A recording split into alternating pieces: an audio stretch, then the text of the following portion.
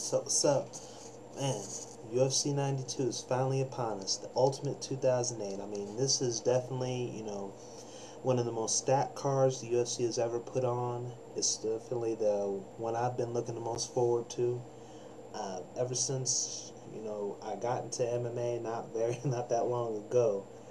I've, shortly after, then Quinton Jackson defeated Chuck Liddell. I've been watching before that, but kind of drifted away a little bit. But I first got into it full time with the reign of Quinton Jackson. Became a big fan of him, and one thing I kept hearing about was Wanderlei Silva. And of course, I've seen all the highlights. Heard all the stories, heard all the smack talk, and this is a awesome card, awesome storylines behind it, and I just found it interesting how this goes back. For all the fighters involved in this big thing, this fight right here. It's all in search of a validation of fights many years ago. Maybe not fights, but a time many years ago. 04 and 05 is definitely a pivotal year for all these guys. I mean, this is the 04 and 05. This was the year that Quinton Jackson was at a crossroads. With his fight with Wanderlei Silva. Same with Wanderlei. These two forces collided. Wanderlei Silva, he beat Jackson for the second time. Definitely in a humiliating fashion. Sent him sailing through the ropes. A lot of people thought that Jackson was done after that because his confidence just really was just bruised. Just probably as bad as he was. That's definitely probably one of the biggest, if not the biggest, wins of Wanderlei's career. Definitely the most exciting win of his career, and really just cemented himself as a legend in the Pride Fighting Championships. Quinton Jackson, he went on, just an uninspired performance against Mario Ninja Rua. Then he got dismantled by his younger brother, Mauricio the Shogun Rua. And, people just really forgot about him as a factor in the division. With those two, like I said, one guy went up, the other guy went down. And amazingly, that whole momentum just totally shifted with Jackson a couple years later defeating Liddell once again to become the world champion at 205, and Wanderlei Silva losing his title to Dan Henderson in the second of a three-fight losing streak, that he ended not so long ago with what's his name? Who that guy? Yeah, Keith Jardine. Keith Jardine didn't even know who his name was after he took that shot from Dundee. But it's kind of funny, one went up, one went down, then it reversed again. Then Wanderlei Silva got a big one against Jardine, and what's his name? Sorry, I'm tired. But Quinton Jackson suffered 3 straight losses himself. One to Forrest Griffin in the cage. One he lost to his own insanity, and another to the California state law enforcement. 3 bad losses, 3 places you don't want to be. But the way the momentum has shifted between these guys has just been so dramatic and crazy. That brings us to the next fight or something. New Year's Eve 2004. I think it was the Pride Grand Prix Championship and the Heavyweight Championship was on the line. Fedor defending the title against the man he beat to win both. Antonio Rodrigo Nogueira. Nogueira has beaten just about everyone he's ever stepped in the ring with. He's avenged all his losses. There's only been one man he couldn't beat, and that was Fedor. And on that night, he lost to him one more time. And I'm sure that must have been frustrating for him. It's like to be in, you can beat everybody, but that one guy. He's kind of like similar to Rich Franklin, even though Rich Franklin is, as many people say, is not the caliber fighter Antonio Rodrigo is. But to be in that shadow for a long time.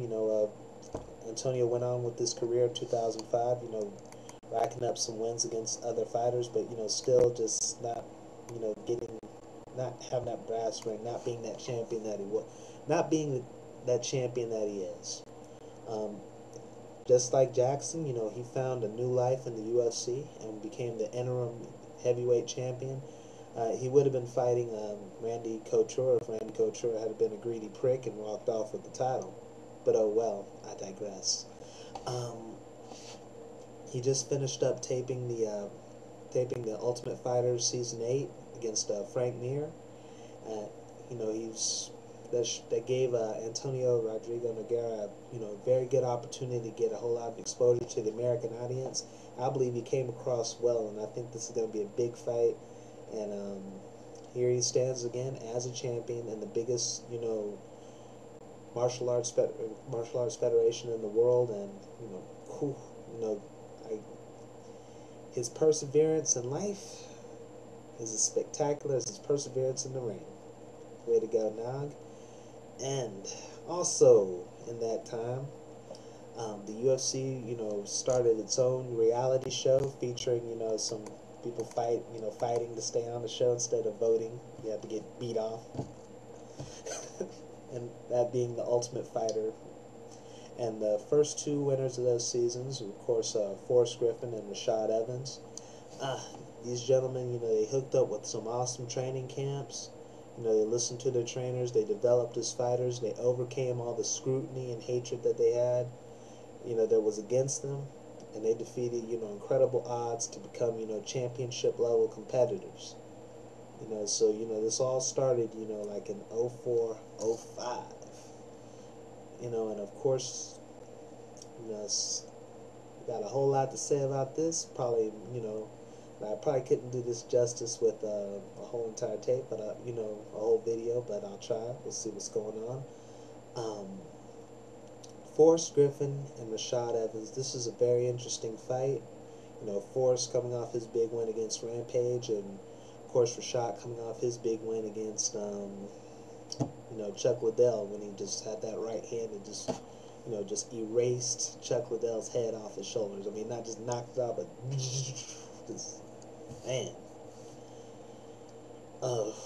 You know, it was a very exciting victory, and with the excitement of that victory and the momentum it carried, he was given an immediate title shot. And here he stands. Forrest Griffin, he thrives a lot being the underdog. You know, just he loves it when guys underestimate him. That's when he has his biggest opportunity. I think that's one thing that contributed to his win over Jackson. Jackson didn't think Forrest could hurt him at all. But, you know, until he got kicked in the leg, until he kicked him hard in the leg at the perfect spot, you know, that made him buckle, and, you know, he was able to take that round and eventually the fight. You know, same thing with Mauricio Hua. I think Mauricio came in injured or something. But, you know, I think he still thought he was going to win the fight because, you know, no one really thought much about Forrest Griffin. And, of course, and everyone knows how much of a remarkable fighter that Shogun is. But if you're not, you got to be on your A game when you fight Forrest Griffin. You can't underestimate him at all. You got to come in there with all your ducks in a row, all the tricks in the trade, and all the eggs in mini baskets. You got to be ready on all cylinders because Forrest is going to do whatever. And I believe Rashad is ready for that. You know, he's also he also came from the Ultimate Fighter. He feels the same pressure that Forrest Griffin does. He feels the same scrutiny that he does. He's looking at Forrest Griffin as the biggest fight of his life. You know, not the other way around as Forrest usually does. So I think that kind of takes away the little surprise that he's able to do to a lot of his opponents. And I think that you know, and plus I think Rashad's a little bit more physically gifted. He's not going to stand in front of him. He's not going to give, you know, Forrest a chance to really work his magic that he always does. And I predict we will have a new champion, Rashad Evans. But, you know, you can never count out Forrest Griffin. He beat two incredible fighters to be where he is. And he's definitely going to give a hell of a fight to Rashad. I see this going the full 25 minutes. Of course, we all know Rashad has knockout power, but no way Forrest is going to leave himself open. He's going to give Rashad the opportunity necessary to knock him out like he did Chuck Liddell. He's not going to do that. But I still predict with his wrestling, his speed, his positional control, he's going to come out on top. I'll be with you in a second for the next video for the next couple fights.